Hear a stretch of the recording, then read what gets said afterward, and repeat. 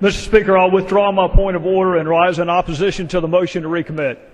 The reservation is withdrawn, and the gentleman is recognized for 5 minutes. Thank you, Mr. Speaker. I want to talk for just a moment as colleagues, not as Republicans or Democrats, not as members of the majority or the minority, but colleagues who are blessed to serve in the United States House of Representatives, the People's House, with all the tradition, with all the history, with all the laws that have been passed, with all the lives that have been impacted.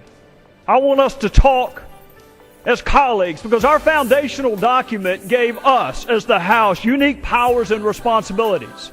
We run every 2 years because they intended for us to be closest to the people.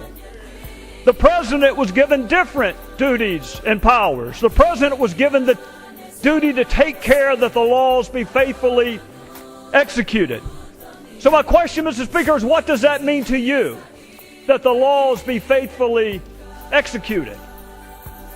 We know the President can veto a bill for any reason or no reason.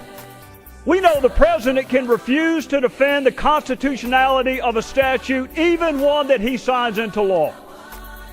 We know the President can issue pardons for violations of the very laws that we pass. And we know that the President has prosecutorial discretion as evidenced and used through his U.S. attorneys. Mr. Speaker, that is a lot of power. What are we to do when that amount of power is not enough? What are we to do when this president or any president decides to selectively enforce a portion of a law and ignore other portions of that law? What do we do, Mr. Speaker, regardless of motivation, when a president nullifies our vote by failing to faithfully execute the law? How do we explain waivers and exemptions and delays in a bill passed by Congress and affirmed by the United States Supreme Court?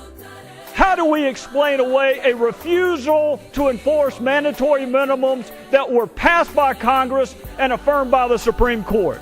And why pursue, Mr. Speaker, immigration reform if presidents can turn off the very provisions that we passed? You know, in the oath that brand new citizens take, it contains 6 different references to the law.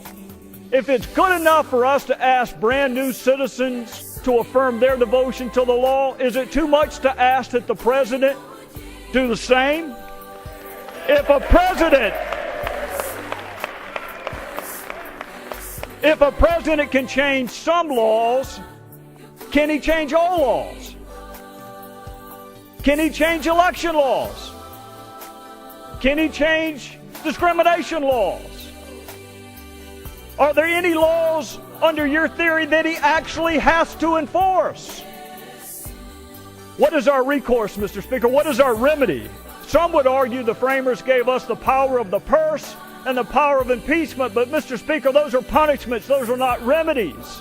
What is the remedy if we want the executive to enforce our work? This bill simply gives us standing when our votes are nullified. This bill allows us to petition the judicial branch for an order requiring the executive branch to faithfully execute the law. Mr. Speaker, we are not held in high public esteem right now. Maybe members of Congress would be respected more if we respected ourselves enough to require that when we pass something, it be treated as law.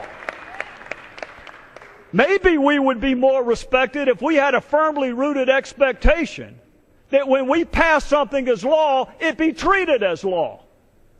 Maybe we would be more respected if we put down party labels and a desire to keep or retain or acquire gavels and picked up the history, the tradition, and the honor of this, the People's House. Mr. Speaker, the House of Representatives does not exist to pass suggestions. We do not exist to pass ideas. We make law. And while you are free to stand and clap when any president comes into this hallowed chamber and promises to do it with or without you, I will never stand and clap when any president, no matter whether he's your party or mine, promises to make us a constitutional anomaly and an afterthought. We make law.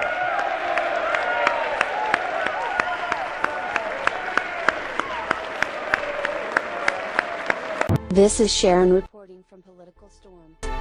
Thank you for subscribing to our channel and giving us a thumbs up. We really appreciate your support. Please feel free to leave us a comment and share this video with your friends. Thank you.